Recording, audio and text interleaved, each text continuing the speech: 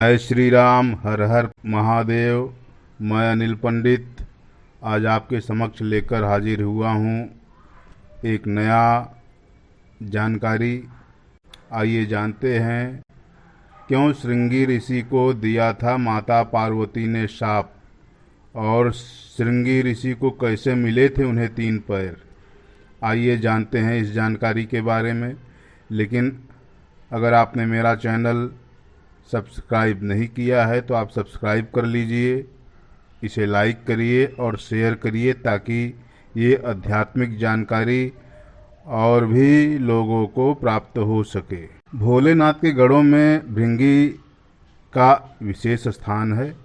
पौराणिक कथाओं में एक कथा ऐसी मिलती है जहाँ शिवजी के परम भक्त भृंगी ने माता पार्वती और भोलेनाथ को अलग समझा तो उन्हें शाप कैसे भोगना पड़ा। आइए जानते हैं। भृंगी महादेव के गढ़ों में विशेष स्थान रखते हैं। कहते हैं जहाँ शिव होंगे वहाँ गणेश, नंदी, भृंगी, वीरभद्र का वास स्वयं ही होगा। भोलेनाथ और माता पार्वती के साथ उनके ये गढ़ हमेशा साथ चलते हैं। भृंगी के खास बात यह है कि उनके 3 पैर हैं। शिव विवाह के लिए चली बारात में उनका विवरण मिलता है। भृंगी ऋषि महान शिव भक्त थे और भोलेनाथ के प्रति उनका प्रेम अनन्य था। उन्होंने स्वप्न में भी कभी महादेव के बिना किसी का ध्यान नहीं किया, यहाँ तक कि वह देवी पार्वती को भी शिवजी से अलग मानते थे। उनके मन में हमेशा शिवस्य चरणम केवलम का ही भाव रहता था। उनकी बुद्धि ये स्वीकार ही नहीं करती थी कि शिव और पार्वती में कोई भेद है। और इसी के चलते भृंगी ऋषि एक बार अनुचित जिद कर बैठे। एक बार भृंगी ऋषि महादेव के दर्शन और परिक्रमा करने हेतु कैलाश पहुँचे। महादेव की वामांगी होने के कारण माँ आदिशक्ति उनके साथ ही विराजमान थी। महादेव समाधि में लीन थे और माता चैतन्य थी। भृंगी ऋषि महादेव के प्रेम में मतवाले हो रहे थे और केवल शिवजी की ही परिक्रमा करना चाहते थे, क्योंकि शिव भक्ति ही उनकी परिभाषा अलग ही थी। तब उन्होंने माता पार्वती से कहा कि वे शिवजी से अलग होकर बैठें ताकि वे अपने प्रभु की परिक्रमा कर सकें। देवी पार्वती समझ गई कि ये हैं तो तपस्वी, परंतु इनका ज्ञान अधूरा है, और उन्होंने भृंगी की बात को अनसुना कर दिया। लेकिन भृंगी बहुत हठ करने लगे। माँ पार्वती ने आपत्ति जताई और भृंगी को कहा कि अनुचित बात बंद करो। उन्होंने भृंगी को कई प्रकार से समझाया, परंतु प्रकृति और पुरुष के संबंधों की व्याख्या की, वेदों का उदाहरण भी दिया, लेकिन भृंगी कुछ समझने को तैयार ही नहीं थे। जब माता ने भृंगी की बात नहीं मानी तब भृंगी ने सर्प का रूप धारण कर लिया और शिवजी की परिक्रमा करने का यत्न करने लगे।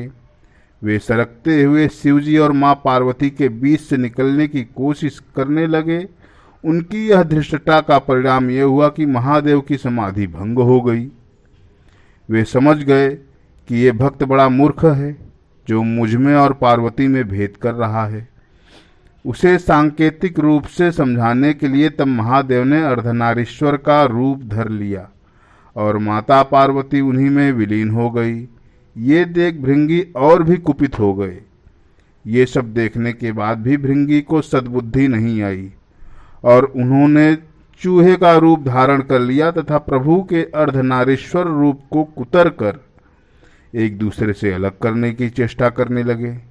ये देख माँ पार्वती क्रोधित हो उठी और भृंगी को शाप दे दिया कि हे भृंगी, तू सृष्टि के आदि नियमों का उल्लंघन कर रहा है।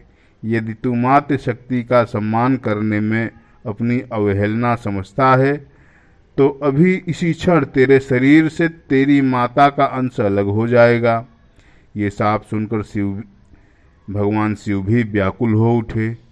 भृंगी की बुद्धि भले ही भ्रांत हो गई, परंतु महादेव जानते थे कि इसका मतलब कितना गंभीर है। शाप मिलते ही भृंगी की दुर्गति हो गई, क्योंकि शरीर विज्ञान की तंत्रोक्त व्याख्यानुसार इंसान के शरीर में हड्डियां और पेशियां पिता से मिलती हैं, जबकि रक्त और मांस माता के अंश से ही प्राप्त होता है। इस कारण साप मिलते ही भृंगी के शरीर से तत्काल रक्त और मांस अलग हो गया। शरीर में बची रह गई तो सिर्फ हड्डियां और मांसपेशियां। उन्हें मृत्यु भी नहीं आ रही थी और असहनीय पीड़ा हो रही थी, क्योंकि ये साप आदिशक्ति का दिया हुआ था और उन्होंने भृंगी को शाप दे दिया। उसकी दुर्बुद्धि को सही रास्ते पर लाने के लिए शाप दिया था, इसलिए महादेव भी बीच में नहीं पड़े। तब साप के चलते भृंगी समझ पाए कि पितृशक्ति किसी भी सूरत में मातृशक्ति से परे नहीं है। माता और पिता मिलकर ही इस शरीर का निर्माण करते हैं, इसलिए दोनों ही एक समान पूजनीय हैं। इसके बाद भृंगी ने असहनीय पीड़ा से तड़पते हुए माता की पूजा अर्चना की। माँ तो माँ होती है। उन्होंने तुरंत भृंगी पर कृपा की और उनकी पीड़ा समाप्त कर दी। फिर माता ने उन्हें ठीक करने का उपक्रम शुरू किया, किंतु धन्य थे ऋषि भृंगी भी, जिन्होंने माता को शाप वापस लेने से रोका। भृंगी ने कहा, हे माता, मेरी पीड़ा दूर कर आपने मुझ पर बड़ी कृपा की है, पर मुझे इसी स्वरूप में रहने दीजिए। मेरा ये स्वरूप संसार के लिए एक उदाहरण होगा। मेरी तरह फिर कोई भी इस दुनिया में आपको और महादेव को एक दूसरे से भिन्न समझने की भूल नहीं करेगा। मैंने इतना अपराध किया, फिर भी आपने मेरे ऊपर अनुग्रह किया। अब मैं एक जीवंत उदाहरण बनकर सदैव आपके आसपास ही रहूंगा। भक्त की ये बात सुनकर महादेव और माता पार्वती प्रसन्न हुए। अर्धनारीश्वर स्वरूप धारण किए हुए माता पार्वती और महादेव ने तुरंत भृंगी को अपने गढ़ों में प्रमुख स्थान दिया। भृंगी चलने फिरने में समर्थ हो सके, इसलिए उन्हें तीसरा पैर भी दिया। अर्धनारीश्वर भगवान ने कहा, हे भृंगी, तुम सदा हमारे साथ रहोगे। तुम्हारी उपस्थिति इस जगत को संदेश होगी कि हर जीव में जितना अंश पुरुष का है उतना ही अंश नारी का है, अर्थात स्त्री और पुरुष का इस जग में समान महत्व और अधिकार है। पुराणों में कथा मिलती है कि संसार को सृष्टि की व्यवस्था शिवजी ने दी है। इसके लिए सबसे पहले उन्होंने ब्रह्मा को अपना अर्धनारीश्वर स्वरूप दिखाया।